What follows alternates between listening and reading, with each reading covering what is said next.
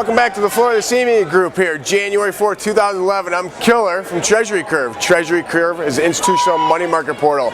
We assist firms in overnight cash management. A lot of hot topics today. The new year kicked off strong yesterday. Let's get into the zone, the CMZ zone. So today, FOMC minutes. We had a factory orders pretty strong. However, we're seeing a little bit of a pullback. Another new high in the S&P. Very interesting. It just continues to go up. And we kind of got acclimated to these holiday markets, you know, and to add on to that, they were quite anemic volume, especially with the blizzard. Really kind of crippled the volumes. We saw some good volume, not sensational volume yesterday. We saw a decent volume. And I really think we're going to see this volume pick up as this volatility comes to a head. I want to further the inflation discussion we had going yesterday. Had some great banter back and forth. I thank you viewers for responding and adding and commenting on that. You can reach me on my Twitter account @TheKiller or comment on this video here. But I got caught up with an old timer yesterday, and he really kind of chose the side of we don't want deflation, and I agree with him. He lived in the 70s. I was still in diapers in the 70s, but he lived in the 70s. He said it was horrible. However, I tried to express the point that this inflation that's been created by Uncle Ben is frightening, and it's kind of like the Willy Wonka chocolate factory.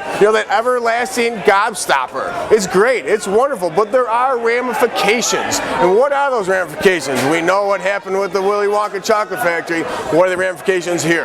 Now, today we've actually seen a huge pullback, across the commodities, a pullback in the metals, and crude oil is down $2.50. So is this the beginning of a pullback, or is this the beginning of a bubble burst?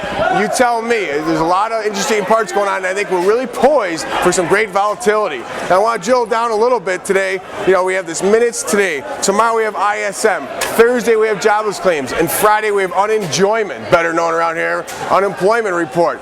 A lot of people are looking at that number, 140,000, big number, big number. We have we need months and months of 400,000 or 500,000 to get back to where we were, but 140 is the target. If it gets above that, I think people are going to be pleased. So it'll be interesting to see how all this data this week comes out. Let's talk specifically about the treasuries. The 30-year market spoke yesterday, that great pivot, 121.06. It was a great overnight pivot as well. Went down there, touched the 10-year, 119.30. Did not get quite there. It was a 120 even overnight low, but it's been a great pivot for us. So play it. Currently we're back above that 122 even handle. 30-year high last week was 122.07. If it tests above that, that monthly pivot is 122.21. I've been tweeting that pivot out there. It kind of feels like a little bit of a heat-seeking missile bullseye up there. So be mindful of that.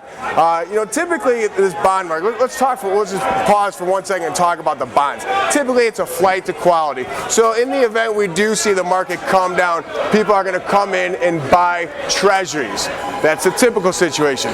Now we've had Fed intervention, so people are a little spooked, a little scared, and a little timid.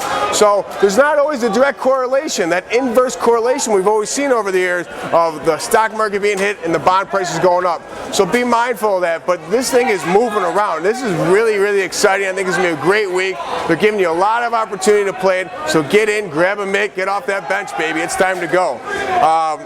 Finally, I think the more Q&E that they talk about, are they going to finish this Q&E? Those are the last couple questions here. The shoes are about to drop in the treasuries. The SPOO, new high in the SPOO, 1272.50.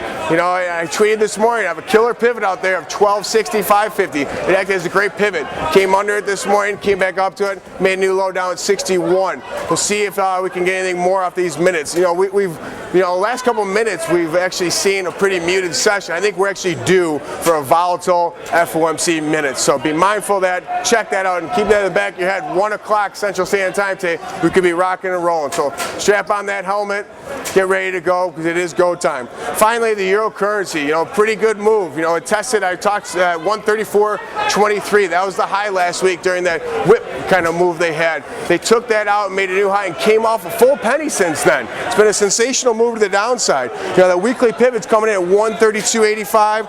The 100-day moving average is 133.57, and underneath is that 200-day I like to look at 130.98. And the killer from the floor of the CME Group, remember, be the hammer, not the nail.